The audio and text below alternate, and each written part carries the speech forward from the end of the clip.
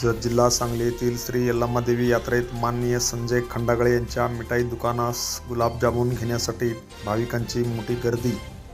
जत जिल्हा सांगली येथील श्री यल्लामादेवीची यात्रा मोठ्या उत्साहात सुरू आहे। या यात्रेमध्ये दरवर्षी गुलाबजामुन व जिलेबी घेण्यासाठी भाविक व नागरिकांची मोठी गर्दी असते। यावेळी जत येथील माननीय संजय खंडागळे यांच्या मिठाई दुकानात यावर्षी पुन्हा एकदा गुलाबजामुन व जिलेबी घेण्यासाठी अनेक भावी भक्तांनी मोठी गर्दी केली आहे। महाराष्ट्र व कर्नाटकातील लाखो भाविकांचे आराध्य दैवत असलेल्या श्री यल्लामादेवीची यात्रा सोमवारपासून सुरू झाली। सोमवारी पहिल्या दिवशी गंधोटीचा कार्यक्रम झाला, मंगळवारी दुसऱ्या दिवशी नैवेद्याचा कार्यक्रम झाला, आज बुधवारी तिसऱ्या दिवशी खिचाचा कार्यक्रम संपन्न झाला।